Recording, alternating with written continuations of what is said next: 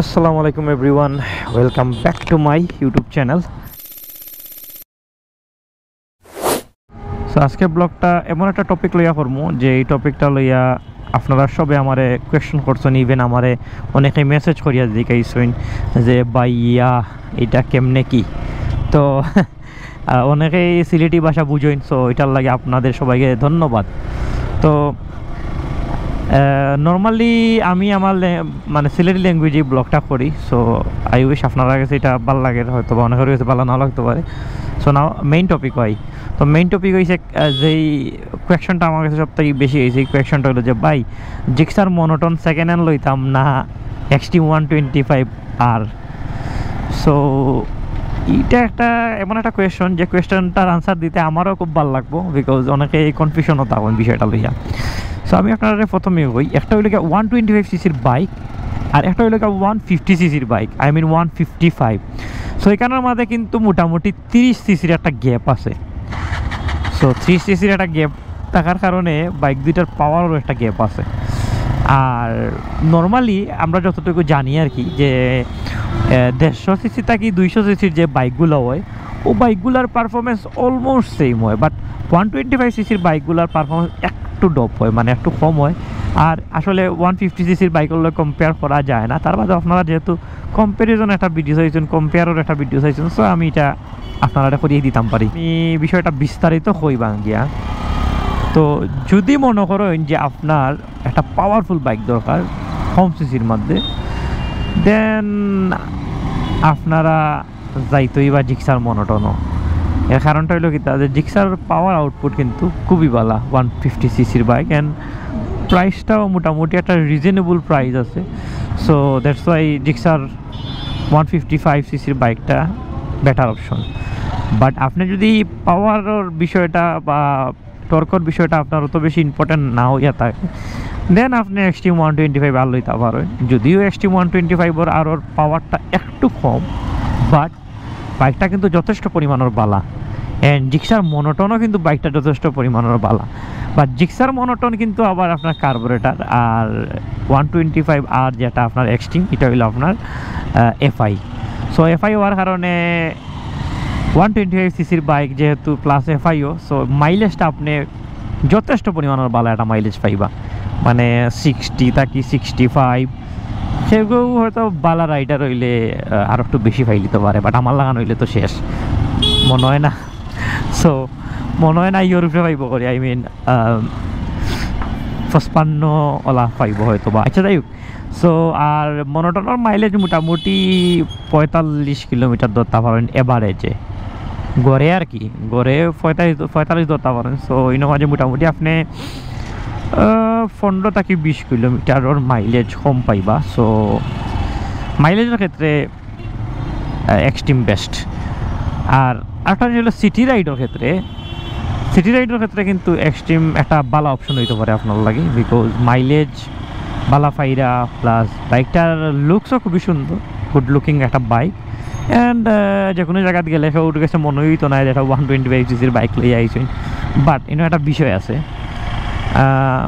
পাওয়ার বা ইঞ্জিনের একটা সক্ষমতা আছে, এই সক্ষমতাটা আসলে খুবই কম XT125 সো এটা আসলে আপনি যদি নিজের কাছে মানায় নিতে পারেন দেন ঠিক আছে, বাট আপনি যদি হাইওয়ে রাইডার হন দেন আপনি জিক্সার 155cc বাইকটা লওয়া আপনার লাগে বেটার হইব। সেকেন্ড হ্যান্ড লইন আর নতুনই লইন, থোড়া টাকার একটু ডিফারেন্স আছে, নতুন লইলেও হয়তো আপনার খারাপ হইতো না। আর সেকেন্ড হ্যান্ড বাইক না লওয়া থাকি নতুন একটা বেটার। আর যদি বালা কেউ ওলা রাইডার হয় তেন আপনি নতুন লইতা, মানে সেকেন্ড হ্যান্ড লইতা পারেন। সো আর একটা আনসার হইল যে লুক কোনটার বেশি সুন্দর। সো লুক কিন্তু দুইটারই সুন্দর, বাট জিক্সারে আসলে মডিফাই করা যায় খুব বেশি। বাট XT125R ওর দেখতে বাইকটা সুন্দর, বাট চালানের স্টাইলটাও একটু ডিফারেন্ট। কারণ এগুলো 125cc বাইকরে আপনি 150cc বাইকগুলো কম্পেয়ার করতে পারতাম নাই। হয়তো দুইটা বাইকই 100 তুলবো। সো দুইটা বাইকই 100 তুলবো, দেখুন এটা নাই যে জিক্সারের লগে এক্সট্রিমে পারবো, কারণ এটা সিসি বেশি। তো সিসি বেশি হওয়ার কারণে তার পাওয়ারটাও বেশি, প্লাস ইনিশিয়ালটাও বালা। সো জিক্সারের মানে এই ক্ষেত্রে জিক্সার উইন। আর মাইলেজের ক্ষেত্রে এক্সট্রিম উইন, লুকোর ক্ষেত্রে দুটোটাই উইন, আর মডিফাইয়ের ক্ষেত্রে জিক্সার উইন। ওয়াইডার টায়ার যদি আপনার দোকানে যান দেন অবশ্যই জিক্সার লইতে পারেন, কারণ জিক্সারের টায়ারগুলা খুবই সুন্দর, বড় বড় টায়ার, বাল্কি টায়ার। আর এক্সট্রিমের টায়ার কিন্তু ছোটো, সো কর্নারিংয়ের ক্ষেত্রে হয়তো আপনার কাছে একটু আনইজি লাগতে পারে, বাট তার স্পিড যদি মেনটেন করেন দেন এটা কোনো ম্যাটারই নাই। আর যাই হোক, আর একটা বিষয় হলো আপনার যে সিসির বিষয়টা আপনার লাগে একটু ক্লিয়ার করি। সিসি বেশি হওয়ার কারণে রিং পিস্টনের সাইজটাও বড় থাকে, দ্যাটস ওয়াই একটু তেলও একটু বেশি যায় সিলিন্ডারের ভিতরে, সো মাইলেজ একটু কম পাইবা। বাট সিসির ক্ষেত্রে একটা জিনিস হয়ে গেছে যে আপনার বাইকটা, আমার জিক্সার মনোটন জেলাখান 100-র মাঝে উঠতে তার শক্তি কম লাগবো, বালা তাড়াতাড়ি উঠবো জিক্সার মনোটন।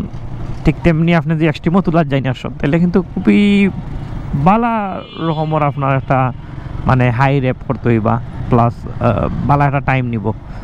সো তাড়াতাড়ি 100-2টার ক্ষেত্রে তো জিক্সার অবশ্যই উইন, কারণ বাক্কা সিসির একটা গ্যাপ আছে।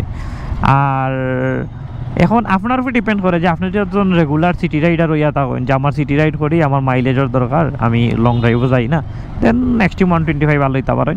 আর যদি মনে করেন না আমার গুড লুকও দরকার, ভালো পারফরমেন্স দরকার, লং ড্রাইভও যাইতাম, সিটি রাইডও করতাম, দুটোটাই দরকার, দেন এক্ষেত্রে আপনার লাগে জিক্সার মনোটন হইল বেস্ট অপশন।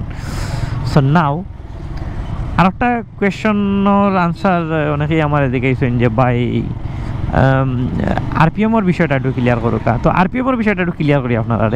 যেমন আমার বাইকের আরপিএম 10,000 আরপিএম ও রেড লাইন। সো 10,000 আরপিএম যে আমি রেগুলার আমার বাইকটা রাইড করি, দেন এই বাইকটা আপনার যথেষ্ট পরিমাণের একটা ইয়ে করবো আর কি, কেতা এটারে মানে ইঞ্জিনের মাঝে একটা এফেক্ট পড়বো।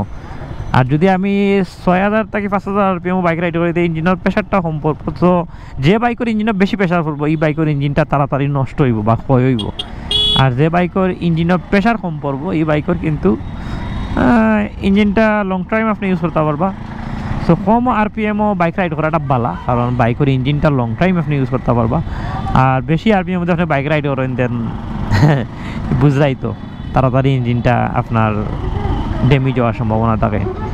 তো এর মাঝে রেড লাইনের বিষয় আছে, যদি রেড লাইনটা মেনটেন করিয়া চালান দেন আপনার বাইকও আশা করি কোনো প্রবলেম হইতো না, অ্যান্ড লং টাইম আপনি ইউজ করতে পারবা।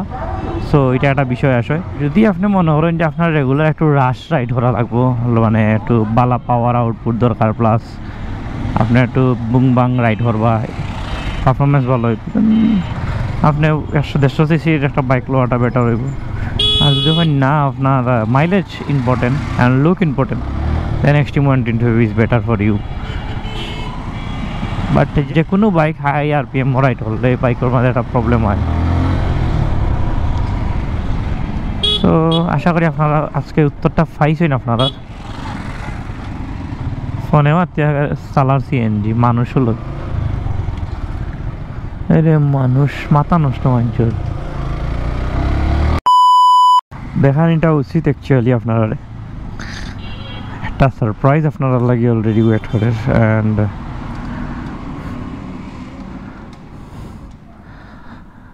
নিউ বাইক লঞ্চ হয়েছে অলরেডি, অ্যান্ড ও ধোকা একটা হইলো জিক্সার 250।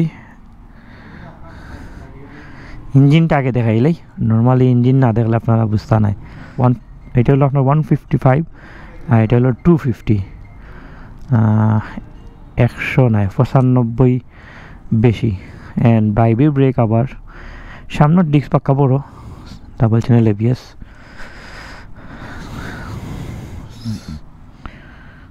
দুইটা কালার দিয়েছে, একটা হলো ব্ল্যাক আর একটা হলো গিয়া ব্লু, দুইটাই ম্যাট কালার।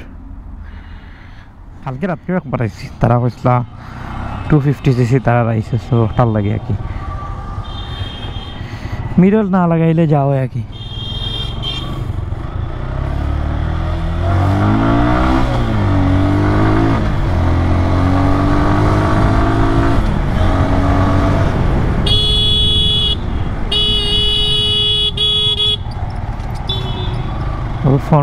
ফোনে মাতেন নাকি তাহলে আল্লাহ ওলা জানেন। ওটার মাঝখানে আস্তে আস্তে চালা হল ডে।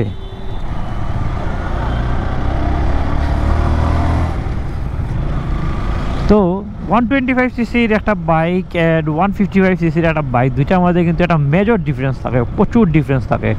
কারণটা হলো কি, তাদের এই যে একটা গ্যাপ আছে না, মোটামুটি 25 সিসির একটা গ্যাপ থাকে, আর জিক্সারের বেলায় তো 30 সিসির একটা গ্যাপ থাকে।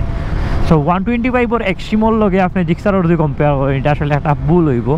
বিকজ জিক্সারও আপনি ওয়াইডার টায়ার পাইরা, জিক্সারও আপনি যদিও এবিএস নাই, বাট ব্রেকিং পারফরমেন্স ভালো পাইরা। ইভেন জিক্সারের মাঝে আপনার, আমি মনোটনের কথা বললাম, জিক্সারের পাওয়ার আউটপুটও ভালো, কারণ 150 সিসির বাইক, 150 সিসির থেকে 200 সিসির বাইকগুলোর পারফরমেন্স, পাওয়ার আউটপুট মোটামুটি সেমই হয়। সো এই হিসাবেও যদি আপনি যান, তো জিক্সার একটা পারফেক্ট চয়েস আপনার লাগে, যদি আপনি চয়েসও যাই নয় তখন।